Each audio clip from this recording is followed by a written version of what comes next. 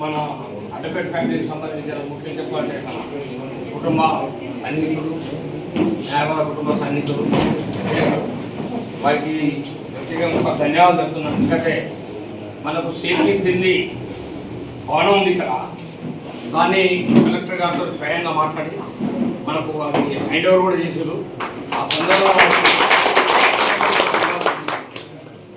అలానే మనకు first vote చాలా ఇబ్బంది అవుతుంది. మన పాత ఈ అగ్రికల్చర్ ప్రోగ్రామ్ నుండి దాన్ని కూడా మనం ఓటాలు తయారు చేసాం. ఇప్పుడు అది ఈ సేఫ్టీ సింది భవనం ఇప్పుడు వెనగానే ఏం చెప్పినట్టే నేను ఇప్పుడు ఇవన్నీ సున్నాలు ఎత్తుగా దానికి కూడా ఆ సిపిజిఎస్ ఉన్న ఏమన్నా దాన్ని కూడా ఒకటి మన ఆఫీస్ సెక్షన్ తయారు చేసి మనకు వాళ్ళ హైడ్రో చేసి రాదని తయారు చేస్తే బాగుంటుంది. అయితే ఏంటంటే దానికి ఒక చాంబర్ లేదు, ఒక చాంబర్ ఇమీడియట్గా కావాలి. ఒక ఇమీడియట్ అయితే మనకి ఎందుకంటే ఈ మార్చి నుండి మళ్ళీ ఎండలు స్టార్ట్ అవుతుంది, అక్కడ చాలా ఇబ్బంది అవుతుంది. ఇన్కన్వీనియంట్ ఉంది. మనకు శాసనసభ్యులే గారికి ప్రత్యేకంగా అంటే తప్పకుండా చాంబర్ మీరు ఏ ఇక్కడ నిధులు ఇస్తారా ఇస్తారా అనేది చూసుకో చేసి అది మాకు 10-20 రోజుల లోపల 5 లక్షలు సరిపోతాయి. 5 లక్షలు ఇచ్చి చాంబర్ తయారైతగలరని మా న్యాయవాదులు. ఇంతకుముందు రామన్న మాట్లాడుకుంటా ఇక్కడ చిన్నప్పటికీ సీనియర్ వాడు రామన్న అదే అలవాటు మాట్లాడుకుంటా మన న్యాయవాద కుటుంబాన్ని మరి నిజంగా కూడా నేను జగిత్యాల చెప్తుంటా.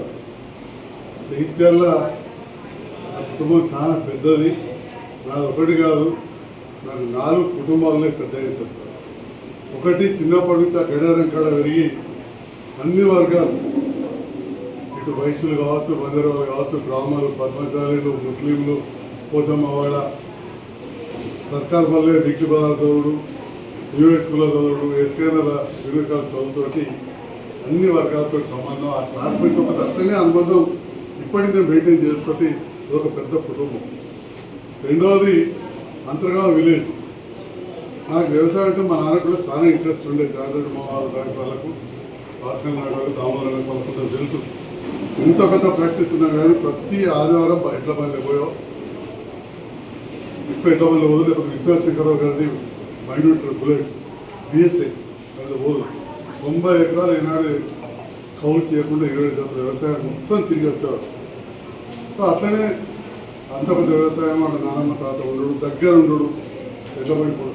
ప్రతి వారం పోయినట్టే పోతుంది ఆ ఊర్లో. అందుకే ప్రతి వాళ్ళతోటి ప్రతి కుటుంబంతో అనుబంధం ఉంటే 3000 ఓట్ల గ్రామంలో 95% ఓట్లు 2 సార్లు వచ్చినాయి. మొన్న కొద్దిగా తగ్గినాయి రకరకాల కారణాలు, మొన్నప్పుడు 80%.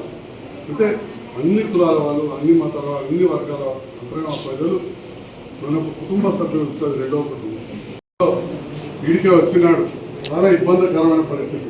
మీరందరూ కూడా వేరే వాళ్ళకు మాటిస్తున్నారు. ఇద్దరు కూడా పెద్ద నాయకులు కేసీఆర్ గారి మీద పోటీ చేస్తున్నారు. కేసీఆర్ గారే 3వ స్థానంలో ఉన్న గుర్తుపట్టుకొని నేను వచ్చిన. వీడికి వచ్చే వరకు అందరికి కూడా ఎంబరాసింగ్ సిచ్యువేషన్. నేను కూడా విడదన్న డాక్టర్గా సేవ చేసిన, విస్తృతంగా సేవ చేద్దామని వచ్చిన అవకాశం ఇచ్చిన. ఓడిపోయినాం, ప్రజల మధ్యలో ఉన్నాం. 18లో జగిత్యాల పట్టణం కావచ్చు, అన్ని వార్డులలో మేయాటించారు, అన్ని గ్రామాల మేయాటించారు. 23లో కొద్దిగా గ్రామాలలో ఒక 20 తగ్గిన గ్రామాలు అన్ని వార్డులు మేయాటించారు, గెలిపించారు. ప్రభుత్వం మారింది. కొన్ని పరిస్థితులు, కొంత బాధ, ఇబ్బందులు, ఓసర అవమానం అనిపిస్తుంది. అయినా కానీ మరి ప్రజలు ఎత్తులను ఆకాంక్షించారో ఇక్కడ ప్రగతి చూసి ప్రతికూల పరిస్థితులు గెలిపించారో, నా ప్రత్యర్థి చాలా పెద్దవాడని గెలిపించారో, అలాంటి పెద్ద మనిషిని గెలిపించడం మనం పనిచేయాలని చెప్పి ముఖ్యమంత్రి గారు, సహచర మంత్రులు కలిసి పనిచేద్దామన్నప్పుడు కలిసి పనిచేసే నిర్ణయం తీసుకొని పేదవాళ్ళకి ఇళ్ళు కావచ్చు, రోడ్లు కావచ్చు, ఎన్నో కార్యక్రమాలు మనం చేసి ఇప్పుడు కూడా దాదాపు 5 కోట్ల రూపాయల ఎస్డిఎఫ్ ఇచ్చారు. చాలా చిన్న కోరిక కోరారు, అది పెద్ద విషయం కాదు. ఒక శాసనసభ్యుడిని గెలిచి కలెక్టర్ గారితో బిల్లు ఇప్పించిన తప్పకుండా చాంబర్కు 5 లక్షల రూపాయలు మంజూరు చేస్తారు.